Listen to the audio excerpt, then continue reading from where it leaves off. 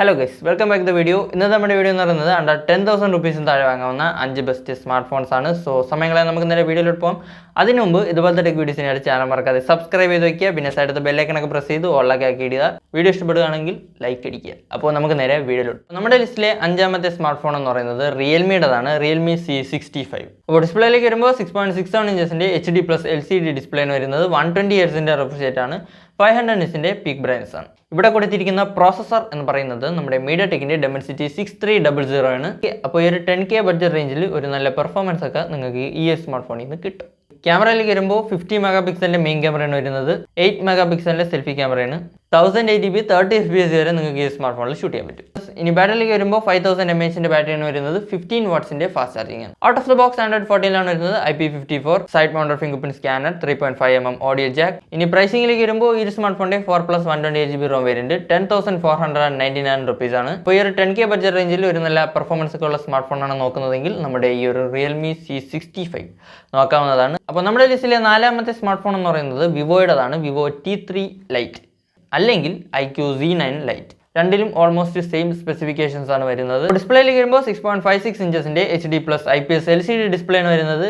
120 Hz ഒന്നും കിട്ടുന്നില്ല, 90 Hzന്റെ refresh rate ആണ് കിട്ടുന്നത്. പിന്നെ 814 nitsന്റെ ഹൈ ബ്രൈറ്റ്നസ്. ഇവിടെയും പ്രോസസർ വന്നിട്ട് നമ്മുടെ മീഡിയടെക്കിന്റെ Dimensity 6300 ആണ് നമ്മുടെ റിയൽമി C65. സോ നേരത്തെ പറഞ്ഞ പോലെ തന്നെ ഈ ഒരു 10K ബഡ്ജറ്റ് റേഞ്ചിൽ ഒരു നല്ല പെർഫോമൻസ് ഒക്കെ നിങ്ങൾക്ക് ഈ സ്മാർട്ട് ഫോണിൽ കിട്ടും. അപ്പോൾ ക്യാമറയിലേക്ക് വരുമ്പോൾ 50 മെഗാപിക്സലിന്റെ മെയിൻ ക്യാമറയാണ് വരുന്നത്. പ്ലസ് 2 മെഗാപിക്സലിന്റെ ഒരു ഡെപ്തും പിന്നെ 8 മെഗാപിക്സലിന്റെ സെൽഫി ക്യാമറയാണ് വരുന്നത്. 1080p 30 FPS വരെ നിങ്ങൾക്ക് ഈ സ്മാർട്ട് ഫോണിൽ ഷൂട്ട് ചെയ്യാൻ പറ്റും. പിന്നെ 5000 mAhന്റെ ബാറ്ററിയാണ് വരുന്നത്. 15 വാട്ട്സിന്റെ ചാർജിംഗ് ആണ്.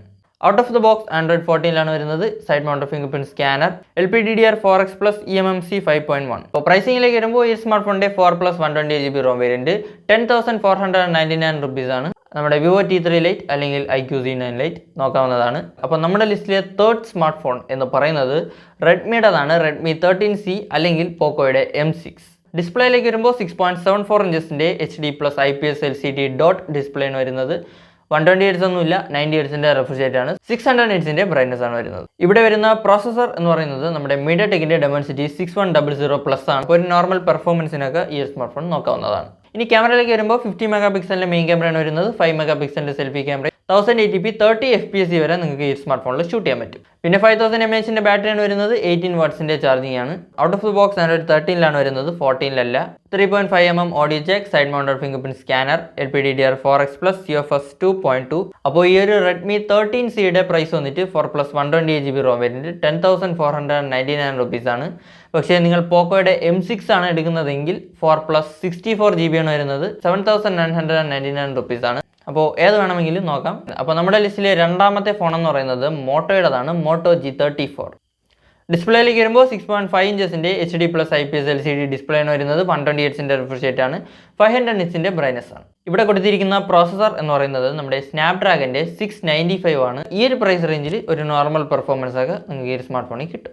ഇനി ക്യാമറയിലേക്ക് വരുമ്പോൾ 50 മെഗാപിക്സലിന്റെ മെയിൻ ക്യാമറയാണ് വരുന്നത്. 2 മെഗാപിക്സലിന്റെ ഡെപ്ത് ഷൂട്ടറും 16 മെഗാപിക്സലിന്റെ സെൽഫി ക്യാമറ, ഫുൾ HD 60 FPS വരെ നിങ്ങൾക്ക് ഈ ഒരു സ്മാർട്ട് ഫോണിൽ ഷൂട്ട് ചെയ്യാൻ പറ്റും. സോ ഒരു നല്ല ക്യാമറ ക്വാളിറ്റി ഒക്കെ ഈ ഒരു പ്രൈസ് റേഞ്ചിൽ കിട്ടുന്നുണ്ട്. പിന്നെ 5000 mAhന്റെ ബാറ്ററിയാണ് വരുന്നത്. 18 വാട്ട്സിന്റെ ചാർജിംഗ് ആണ്. Out of the box Android 14 ആണ് വരുന്നത്. Side mounted finger print scanner. അപ്പോൾ പ്രൈസിംഗിലേക്ക് വരുമ്പോൾ ഈ സ്മാർട്ട് ഫോണിന്റെ 4+128GB ROM വേരിയന്റ് 10,999 rupees ആണ്. സോ ഈ ഒരു പ്രൈസ് റേഞ്ചിൽ ഒരു നല്ല സ്മാർട്ട് ഫോൺ ആണ്. അപ്പോൾ നമ്മുടെ ലിസ്റ്റിലെ ഒന്നാമത്തെ സ്മാർട്ട് ഫോൺ എന്ന് പറയുന്നത് പോക്കോയുടേതാണ്. പോക്കോ M6 Pro അല്ലെങ്കിൽ റെഡ്മിയുടെ 12 5G നോക്കാവുന്നതാണ്.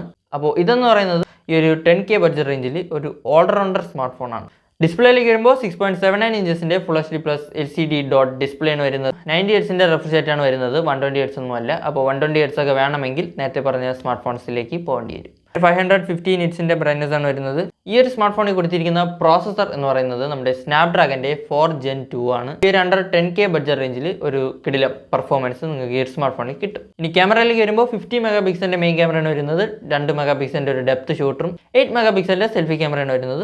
1080p 30 FPS വരെ നിങ്ങൾക്ക് ഈ സ്മാർട്ട് ഫോണിൽ ഷൂട്ട് ചെയ്യാൻ പറ്റും. പിന്നെ ബാറ്ററിയിലേക്ക് വരുമ്പോൾ 5000 mAhന്റെ ബാറ്ററിയാണ് വരുന്നത്. 18 വാട്ട്സിന്റെ ചാർജിംഗ് ആണ്. Out of the box Android 13 ആണ് വരുന്നത്. IP53 side mounted finger print scanner, LPDDR4X+ UFS 2.2. ഇനി പ്രൈസിങ്ങിലേക്ക് വരുമ്പോൾ ഈ സ്മാർട്ട് ഫോണിൻ്റെ 4+64GB റോം വേരിയൻറ്റ് 9499 റുപ്പീസാണ്. സോ അണ്ടർ 10Kയിൽ ഒരു ബെസ്റ്റ് ഓൾറൗണ്ടർ സ്മാർട്ട് ഫോണാണ് നിങ്ങൾ നോക്കുന്നതെങ്കിൽ നമ്മുടെ റെഡ്മി 12C അല്ലെങ്കിൽ പോക്കോ M6 Pro നോക്കാവുന്നതാണ്. ഓക്കെ, സോ ഇതൊക്കെയാണ് അണ്ടർ 10,000 റുപ്പീസിന് താഴെ വാങ്ങാവുന്ന 5 best smart phones in my opinion. അപ്പോൾ അതിലുള്ള വീഡിയോ ഇഷ്ടപ്പെട്ടെങ്കിൽ ലൈക്ക് ചെയ്യുക, ഷെയർ ചെയ്യുക. ഇതുപോലത്തെ ടെക് വീഡിയോസിനായിട്ട് ചാനൽ മറക്കാതെ സബ്സ്ക്രൈബ് ചെയ്ത് വയ്ക്കുക. അപ്പോൾ ഇതുപോലെ മറ്റൊരു വീഡിയോയിൽ കാണും വരെ ബൈ.